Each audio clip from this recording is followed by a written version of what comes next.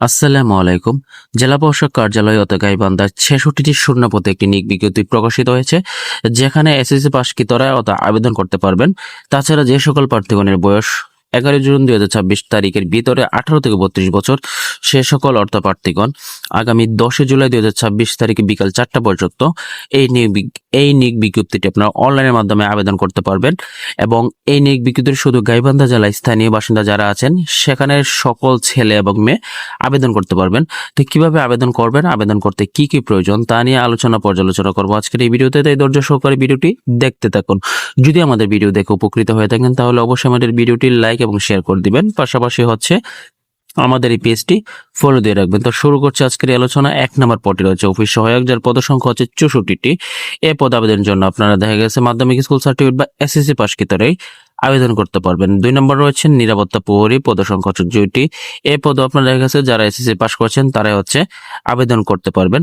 তো যে ওয়েবসাইটে গিয়ে আপনারা এই নিয়োগ বিজ্ঞপ্তিটি আবেদন করবেন সেটি হচ্ছে dcgaibandha.telecom.com এবং আবেদনটি শুরু হয়েছিল ১১ জুন ২০২৬ সকাল ৯টা থেকে এবং আবেদনটি চলতে থাকবে ১০ জুলাই বিকাল ৪টা পর্যন্ত।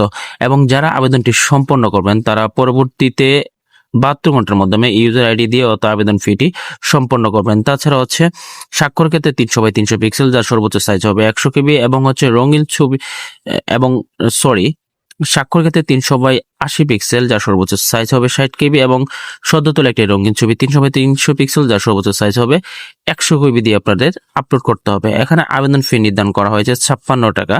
এবং SMS এর মাধ্যমে কিভাবে আবেদনটি সম্পন্ন করবেন সেটি যদি আমরা একটু দেখি, সেটি হচ্ছে DC Gaibandha space user ID sent 1622 নাম্বারে। এবং যখন আপনাদের পিনটি আসবে তখন সেটিকে আবার ডিসি গাইবান্ধা দিয়ে ইয়েস পিন দিবেন, দিয়ে সেন্ড করবেন 1622 নাম্বারে। তো প্রথমে বলছি এই নিয়োগ বিজ্ঞপ্তি আপনারা যারা বাংলাদেশের নাগরিক এবং গাইবান্ধার স্থায়ী বাসিন্দা তারাই এই নিয়োগ বিজ্ঞপ্তিটি আপনারা আবেদন করতে পারবেন। এবং বয়সের ক্ষেত্রে কোনো এফিডেভিট গ্রহণযোগ্য হবে না। তাছাড়া সরকারি, আধা সরকারি এবং স্বায়ত্তশাসিত প্রতিষ্ঠানে কর্মরত প্রার্থীকে অবশ্যই কর্তৃপক্ষের এনওসি বা অনাপত্তিপত্র দাখিল করতে হবে মৌখিক পরীক্ষার সময়। এবং আবেদনকারীকে তার সর্বশেষ অর্জিত শিক্ষাগত যোগ্যতা বিষয়টি অবশ্যই উল্লেখ করতে হবে। এবং লিখিত মৌখিক পরীক্ষায় অনুষ্ঠিত হবে নিয়োগ বিধি অনুসারে। কেবলমাত্র লিখিত পরীক্ষায় উত্তীর্ণ প্রার্থীগণই মৌখিক পরীক্ষার জন্য বিবেচিত হবেন। তাছাড়া আরো কিছু শর্তাবলী যদি আমরা একটু দেখি, সেটি একই ব্যক্তি একাধিক পদে আবেদন করতে পারবেন না। একাধিক পদে যদি একই ব্যক্তি আবেদন করেন তাহলে আবেদনটি বাতিল বলে গণ্য হবে। তাছাড়া পরীক্ষায় অংশগ্রহণের জন্য আবেদনকারী কোনো প্রকার ডিএ বা টিএ প্রদান করা হবে না।